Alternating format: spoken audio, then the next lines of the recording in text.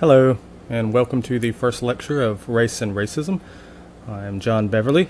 I will be talking to you today about Stewart's speech, Why Sit Ye Here and Die, selections from Walker's Appeal, and then we'll go over some conceptual resources that will be useful for us as we work through the material in the coming weeks, namely the difference between explicit and implicit and false beliefs and ignorance, how they overlap, and where they are distinct. So we'll start with Stewart.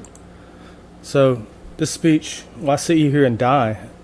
Here Stewart pleads a case for better employment and education of free black individuals in the North. So this was a time when slavery was still occurring in the South. There were freed men and women in the North, abolitionist movement going on, and Stewart is in the North and she's giving a speech on the sort of like problem she's witnessing as a free black woman in the North. And she addresses several points of several potential rebuttals as preliminary to before solidifying her point, which we will talk through before getting to her point. It all kind of weaves together nicely. It's a very, very well done speech. But some of this might be a little out of order, but hopefully the way I've characterized it here makes it a little easier to perhaps understand. So first off, here's something to note, namely what's not being disputed. So the fact of educational and employment disparities, right? There were such things. Nobody seemed to be denying that, and Stewart is assuming that. White individuals say they want education or educational and employment equality. At the time in the North, this is something that was assumed. Stewart's audience would have assumed this. Stewart was assuming this. So these things aren't up for dispute. Nevertheless, there are some things Stewart finds worthy of disputing. Namely, again, as Stewart is pleading for better employment and education of black individuals in the North, she anticipates and perhaps experienced people responding that, look, black individuals in the North are free. They should be satisfied. People are still suffering in the South. Why should we be focusing on anything other than, say, helping them? So Stewart is roughly putting this in the mouth of speakers or abolitionists in the North. They, as the best way I can understand what they might have been thinking, and this is of course speculative and anachronistic, is that perhaps they were thinking, look, let's just let things settle down a bit. We have to focus on the war effort. Progress has been made. Equality might not be something we can achieve in the near future. We have other things on our plate to worry about. Stewart is not sympathetic, and I don't think she should have been, obviously. She argues back in a specific way, which we'll talk about in class. So she first notes the distinction between physical enslavement and imprisonment of the mind, and she claims that seeing the heights of education as a free individual like herself, while still having that education kept from you, is effectively torture. It's analogous to ignorance being bliss. But free black people in the North have enough knowledge to suffer. So what she's averting to here is, the high education that whites in her community have gotten, and the sort of like achievements they're able to acquire because of that, the opportunities that open up based on this education. She can see it, but she can't have it. And that Stewart claims it's just as bad as the slavery in the South, which I think is perhaps a bit much, but nevertheless I understand the point. I think it's pretty easy to see what she's getting at if we put some of that hyperbole aside. By the way, I don't mean to dismiss the hyperbole. We're going to be talking about the effect and performance of hyperbole with respect to this speech and several others as the class progresses, just as a matter of responding summarizing the response here. I'm just going to put that aside for a moment and wait till class when we can discuss it in more detail. But moving on, Stewart also anticipates that her audience might think because she's a woman, she's not credible to speak on this matter. This is probably something that was going through the minds of many people in the audience. A woman talking, a woman taking a moral high ground. What? Not only that, but a black woman. that probably didn't go over very well. There's probably a lot of implicit, even if there wasn't so much explicit, although of course there was explicit bias, lots of implicit credibility deficit going on. So not taking her seriously simply because she was a woman, also not taking her seriously because she's a black woman.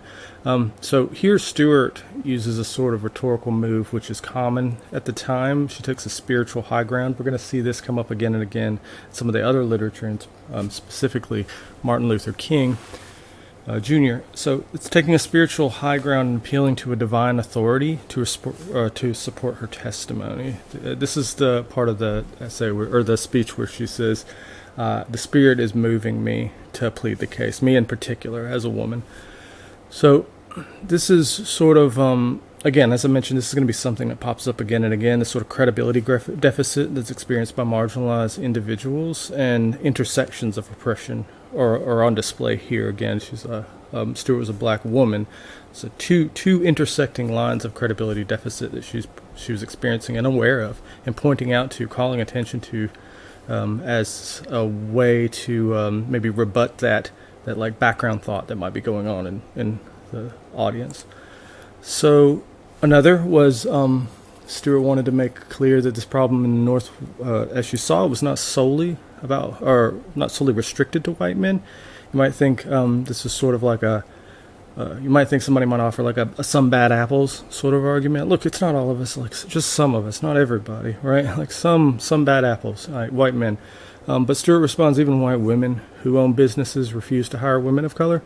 And she doesn't say this, but the full phrase is one bad apple spoils the bunch, right? like, so one bad apple is enough, especially when such dire moral consequences are on the table.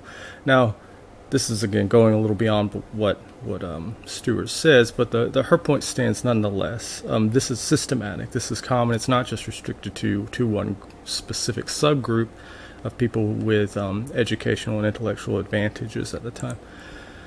Let's see, another sort of rebuttal or potential rebuttal that is on display here is some may argue that black individuals are inferior to white individuals, and Stewart, I think, rightly just dismisses this as no good reason, and links it to the preceding rebuttals, noting that this reasoning would entail that no matter how talented or intelligent, say, a woman of color is, she could be nothing more than a servant, and that just seems absurd. I think Stewart's right. That just seems absurd. And I also think, this sort of claim to inferiority, which was commonly noted or said by like prominent individuals at the time, this is unjustifiable. There's no real reason to think this, and I don't think Stewart. I think Stewart was right to not even engage it.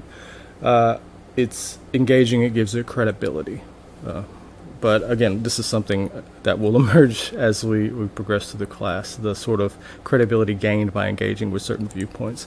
Lastly, this is actually, this last bullet here, this is where the dialogue, the speech sort of begins. Requesting help from white individuals might lead to backlash. And that's, the title is meant to address this, right? It's sort of like a call for call to attend to how dire the situation is and where the hope seems to be. This, Stewart thinks, appealing to white people is the only hope. Regardless of the outcome, regardless of what happens, regardless of the backlash, Stewart's saying the oppressed are going to die. Like, it just depends on where and how, right? Like, why don't do anything? Why just sit here and wait, right? We can at least, or she was claiming that the people she was representing could at least strive for something better and die with your boots on, as it were. And Stewart says explicitly, I mean, she points directly to this sort of hope. Like, if there was no possibility of rising above servitude, she stated, she'd just kill herself. This sort of like remedy, the thing to address the employment and education issues that Stewart's observing in the North, she offers like potential salves for this in the form of moral education, intellectual education. So and she is claiming this will result in higher employment and respect. Now, she's claiming specifically that freed black individuals in the North should be given an education equal to that of whites. They should be given a white education, both morally and intellectually. That means religious education. That means understanding sciences, having those opportunities, like engineering, chemistry, etc. Like being educated, having the ability or the opportunity to do that and work alongside white people as they do it as well. Stewart was claiming that prejudice would diminish as each group reaches comparable development. She puts it in the sense of, and we're going to talk for sure at length about this, or whether her ideas here are correct. But she was thinking, it seemed to be, that if black people just become more like white people, then they would have to be treated equally, right? White people just have to treat them equally. The closer they are, the more they seem like white, or the more black people seem like white people, the harder it would be to ignore their dignity, ignore their humanity, not give them educational opportunities, not give them other opportunities that white people have implicitly. So that is Stewart. The other reading we had for this first week was Walker in his appeal, which if you read it, you probably see was quite different, although it's sort of like a more emotional, more vitriolic sort of discussion of similar topics. Walker was arguing that black people are superior to slave owners, and that vengeance is owed by the former to the latter. So this is the appeal in many ways is about revenge. He's responding to authors like Thomas Jefferson, who claimed that white people were superior. Like this is not an uncommon thing to hear prominent white people say and publish about. So Walker is saying, oh yeah? And then he gathers evidence from history. This is where the reading begins. He's talking about Egypt. He's talking about Hannibal. He's talking about the fear that the Romans felt from this invading force from Africa.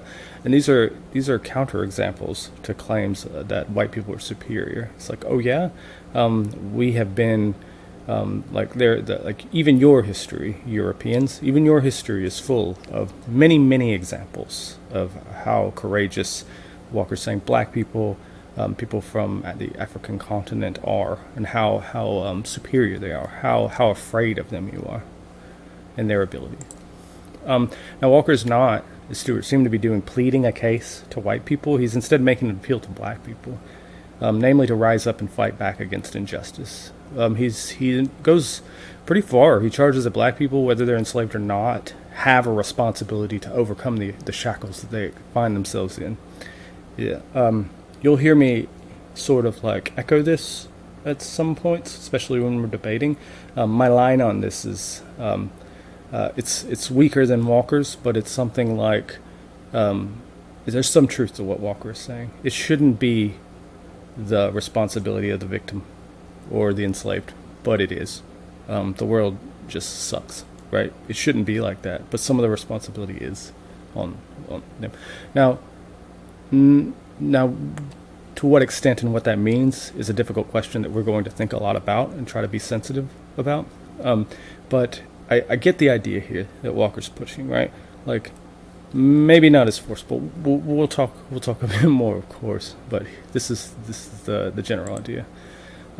He, in fact, thinks that pleading, though, would just suggest that black people were to be pitied, so they couldn't protect themselves, and this is exactly the sort of thinking he is responding to. Those, in fact, who went so far as to aid their slavers, even if their slaves themselves are culpable, the appropriate targets of vengeance. So this vengeance Walker is thinking about is wide. It's not just the slave owners, but it's even other black people, other people who are enslaved. If you are helping to put down or enslave black people, then you are culpable. And just like you are responsible to do what you can to get out of your oppressed state, you are also responsible if you fight against it, or fight against other black people or other slaves who are trying to get out of that oppressed state. And not as much as you, I'm not sure how to adjudicate whether it's as much as the slaver is, but it's up there. Like he's thinking like death, and he says as much in the appeal. Now, Walker's remedy is much like Stewart's, though with skepticism, is on moral education and intellectual education. He thought these were keys to rising up against inequality. But he noted that religion in particular, and he had things to say about education, like intellectual education, like something you find in schooling, was often used as a tool to justify slavery. And so his appeal was not just to like the same education white people got, as Stewart seemed to be suggesting, but a purified version, namely a version that's purified against racism. So, purified version of Christianity, for instance, would be advocating justice for all, not just for, people in the pulpit. Okay, so that is the summary of Walker, a very brief summary of some of the reading or the selections that we covered. Here I'm going to talk just briefly about some conceptual resources we'll use as we move forward. I illustrated some of them, although I didn't name them up until this point, but we can circle back now and make the connections. So an explicit belief, it's a belief that an agent has that they recognize they have. Like I believe that 2 + 2 = 4, and Sally believes that people should be treated equally. And Northern abolitionists believe black people were not inferior to white people.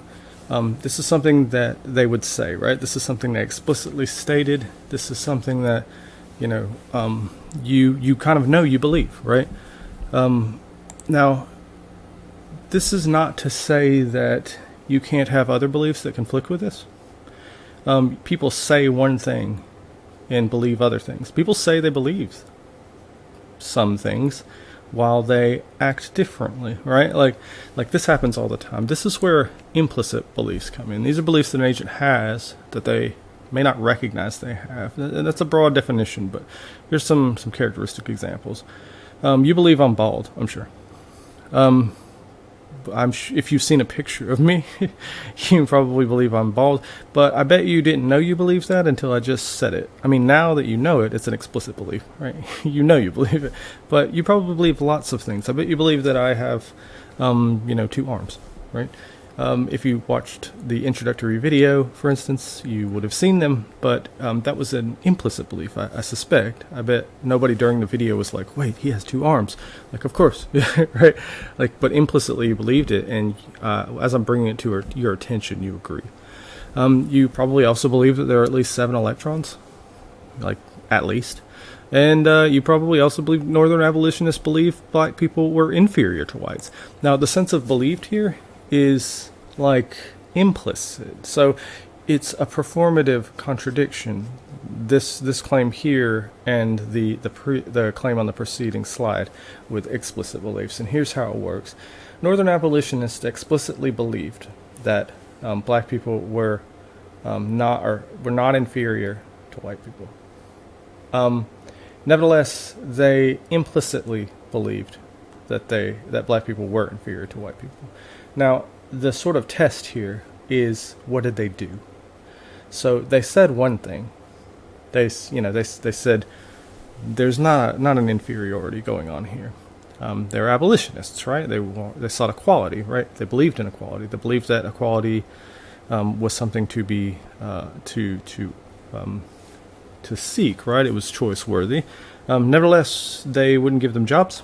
They wouldn't employ them, wouldn't educate black people, free black men and women. They would not give them the same opportunities. They wouldn't hire them. They wouldn't hang out with them, etc. So again, they say one thing, act another. That's a good way of figuring out whether there's a difference in beliefs here. And then one way of characterizing the sort of performative contradiction that I'm gesturing at here is in terms of these different types of beliefs. Explicit beliefs, those are the ones you say you have, you know you have. Implicit beliefs, those are the ones you might not recognize you have. They're the ones that can be maybe called out to you as and you recognize that you have them, or in many other cases can be read off of your behavior. Now, these are both of them sort of orthogonal to false beliefs, which are just beliefs, whether they're implicit or explicit, that you have, and they're not true, right? So I believe that I could beat Channing Tatum in arm wrestling. Maybe I could. I don't know, but it's probably false, right? I have a friend who believed that Hillary Clinton would win the 2016 election. Now both of us were wrong, right? Now, And this last one here is something that is pulled from Walker. Some slaves believed that they were inferior to whites. Now, Walker thought they had been educated that way, right? They'd been taught to think that. They've been enslaved, right? They've been taught that they were inferior. And so they have these sort of false beliefs that they're inferior. Now, this is different from ignorance. This is when an agent doesn't have beliefs about something. For instance, I'm ignorant about how many trees exist in the world, like the actual number. Sally's ignorant of what her cat does while she's sleeping. I mean, spoiler, she like plays cards or solitaire or something. I don't know. Cats are weird. Now, clearly I'm ignorant as well. Now, the last one, some ignorance. Some slaves didn't know they were equal to whites. So Walker makes a lot about slaves being inculcated and educated to think that they're inferior to whites.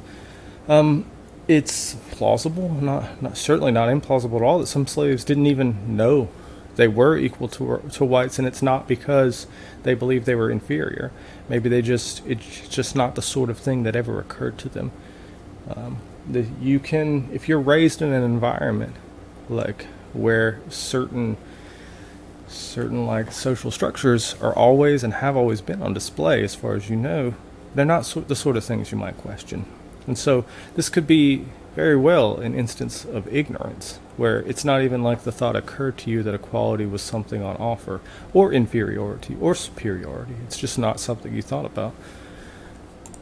Now, here's a little table for you, carved up in terms of awareness and the difference between false belief and ignorance. So, a false belief where you are aware, it's just an explicit false belief. People have these all the time.